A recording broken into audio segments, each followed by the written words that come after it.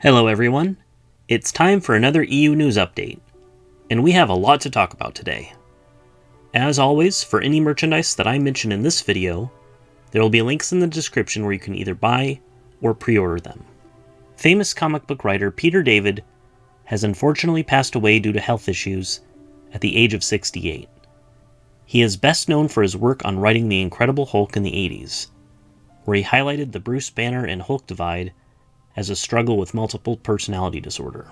He's also written for Spider-Man, Spider-Man 2099, Aquaman, Young Justice, Spy Boy, Supergirl, Fallen Angel, Captain Marvel, and X-Factor. As far as Star Wars goes, he's only written 2 non-canonical stories, Skippy the Jedi Droid, and the first draft of the Star Wars Infinity's A New Hope. His alternate version of A New Hope was deemed too dark by Lucasfilm and was rejected, much to Peter's annoyance, as he was told he'd be given creative freedom over his version. They ultimately went with a different writer. His other story, Skippy the Jedi Droid, was always a goofy one-off story, but has been infamously used as ammunition against the EU by disingenuous haters online. Peter David has suffered health issues for years, dealing with kidney failures and strokes. And a family friend even started a GoFundMe to help pay for their medical debt. It is incredibly sad, but his legacy will be remembered by comic fans for many years. He is survived by his wife Kathleen and their daughters Ariel, Shauna, Gwen, and Caroline. The final book of the Thrawn trilogy, The Last Command, was released on Italy on May 29th in the Essential Legends Collection format.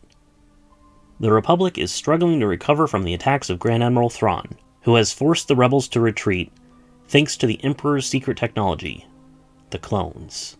It is now available. Not much in the way of book news this month. However, thanks in part to Star Wars Celebration and May the 4th, there have been a ton of announcements in terms of merchandise news. Back in March 2024, a new Star Wars card game was released called Star Wars Unlimited. I had no interest, because I correctly assumed that by and large, it would incorporate new canon characters and elements. However, fast forward to now, and they are already announcing Legends content is coming to the game.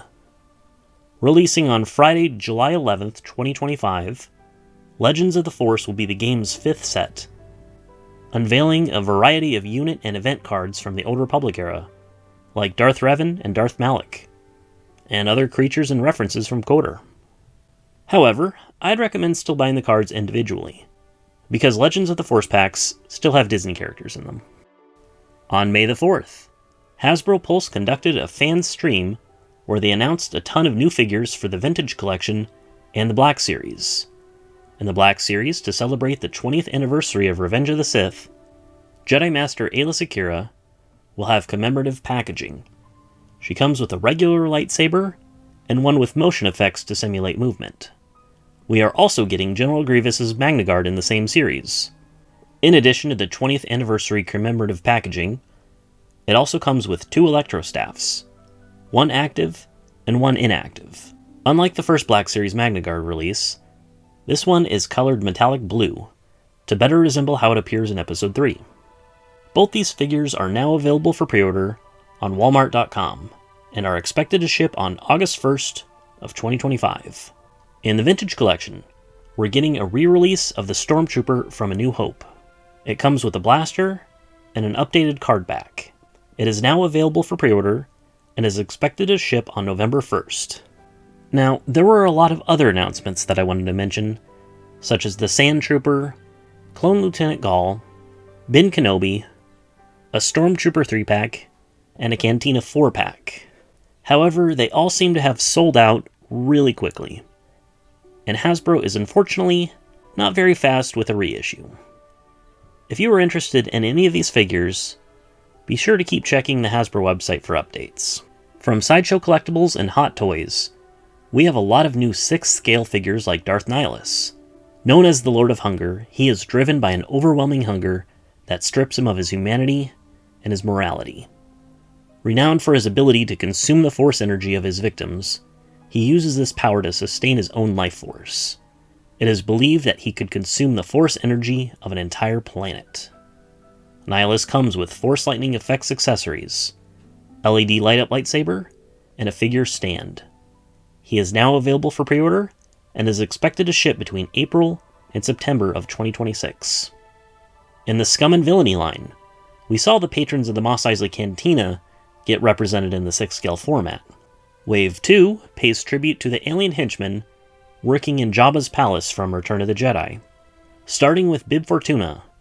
Serving as Major Domo to Jabba the Hutt, Bib Fortuna resides on the planet Tatooine and assists in running Jabba's criminal empire. This tricky Twi'lek bears long leku, which are the most recognizable characteristic of his species. Sharp nails, red eyes, and triangular teeth give him a sinister presence, befitting his station in the dark shadows of the desert planet. Bib Fortuna's courtly outfit includes a long black cloak draped over a blue tunic. Additionally, Bib Fortuna's outfit features black boots and wrist armor. He also comes with 2 sets of hands to recreate his expressive gestures from the movie. He is now available for pre-order and is expected to ship between October 2025 and January 2026. From Attack of the Clones is the 6-scale figure of Obi-Wan Kenobi. From his discovery of the mysterious clone army on Kamino to his intense battles with Jango Fett and Count Dooku, Obi-Wan embodies the wisdom and strength of the Jedi Order. This figure features a head sculpt that captures Ewan McGregor's likeness with remarkable detail, complete with separate rolling eyeballs and an intricately designed hair sculpture. He comes with lightsabers, lightsaber deflecting effects accessories, a carrier droid, a communicator, and a figure stand. You can also join the waitlist for the Artisan edition, which comes in limited supply and features hand-applied wool hair implants to replicate Obi-Wan's shoulder-length hairstyle. This figure is now available for pre-order and is expected to ship between April and September 2026. From Revenge of the Sith is the 6-scale figure of Darth Sidious. Living a double life, he was also Palpatine, a Naboo senator and a phantom menace. He manipulated the political system of the Galactic Republic until he was named Supreme Chancellor, and eventually Emperor, and ruled the galaxy through fear and tyranny. This figure features 2 striking head sculpts, one showcasing Palpatine's refined visage, and the other revealing his terrifying deformed face after his epic duel with Mace Windu. Dressed in a finely tailored costume, made from textured fabrics, this figure captures every intricate detail of the Emperor's dark essence. He comes with a lightsaber, an LED lighted lightsaber for added dramatic flair, and a figure base. He is now available for pre-order and is expected to ship between April 2026 and September 2026. Also from Revenge of the Sith is a 6-scale figure of Darth Vader. Once the Jedi Knight Anakin Skywalker, his transformation into the Sith Lord Darth Vader marked a pivotal moment in the Star Wars saga, showing a complex interplay between light and dark. In Revenge of the Sith, Anakin Skywalker was manipulated to the dark side by Chancellor Palpatine, based on his desperate desire to save Padme, leading to the birth of Darth Vader. This figure comes with a newly developed helmet and battle-damaged head sculpt, a finely tailored black suit and armor, and an LED-lighted chest panel and belt, lightsabers, and a space station-themed LED-lighted figure base and backdrop. In the special edition, it comes with a Revenge of the Sith 20th Anniversary commemorative metal plate. The deluxe version exclusively includes a specially designed, rotatable operating table-themed environmental base, recreating the moment of Vader's reconstruction. It also comes with a pair of cuffed hands for an authentic recreation of Vader's restrained posture during the operation, along with an interchangeable Mechno right hand, accompanied by 2 mechanical arms and 2 droids, all attachable to the operating table environmental base. This figure is now available for pre-order and is expected to ship between April and September 2026. From Regal Robot is the concept maquette replica 2-pack of Lightman and Bubblehead. What's unique about these guys is that neither of the designs actually made it to the final film. The Bubblehead concept was originally sculpted by the late Dan Howard, a foam fabricator who was a builder on many large creatures for the film. Lightman was sculpted by David Carson, known for his work sculpting many maquettes and creature masks for the movie. According to Carson, this was an early concept for a being of light that was seen to be wandering the halls of Jabba's palace. Special effects photography was shot on set, with a stuntman wearing a dangerous light rig to create the background for those scenes. But they ultimately were unfinished, and this design went unused. Limited to just 100 pieces, these guys are now available, but are in very low supply. In video game news, we have a lot to go over. From Aspyr is the Star Wars Grand Collection, which features the 9 classic games that they've recently ported to modern consoles. Coder 1 and 2, Bounty Hunter, Jedi Knight Jedi Academy, Jedi Knight 2 Jedi Outcast, The Force Unleashed, Episode 1 Racer, and Republic Commando. It is now available for Switch and PlayStation 4 and 5. Though, bizarrely enough, Coder 1 and 2 are not available on the PlayStation version. A prototype for the unreleased Xbox game, Star Wars Dark Squadron, which would have been developer Factor 5's first game on the system, was recently discovered on a dev kit dating back to June 2004. This game was meant to be part of the Rogue Squadron series, in which the player would be in control of Imperial forces going up against the Rebels. It was cancelled in favor of a Chewbacca game, which also never came out. As a big fan of the Rogue Squadron games, I'm sad that we never got this.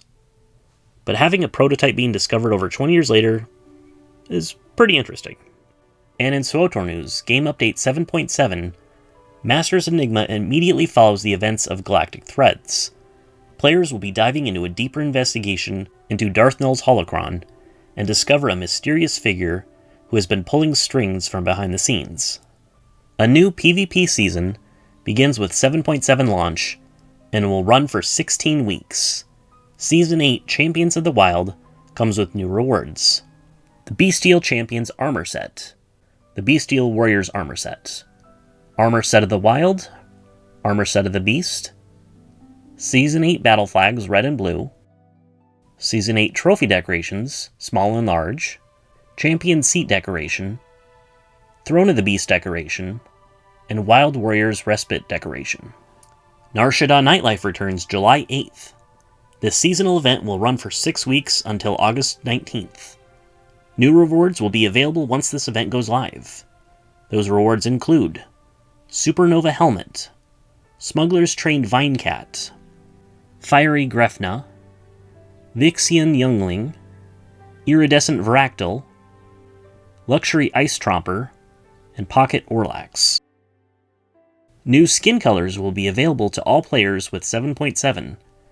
Cathar, Chiss, Miralyn, Nadolin, Sith Pureblood, Togruta, and Twi'lek characters will see an abundance of new skin colors added to their skin customization sliders. For a limited time, the Master the Fight Storm 1 Edition bundle is now available until June 17th. This bundle includes 180 days subscription time, 5,500 cartel coins, the Storm 1 mount, primary chrome and secondary chrome silver dies, and the bundle is priced at about $99.99. But what do you all think? Let me know in the comments below.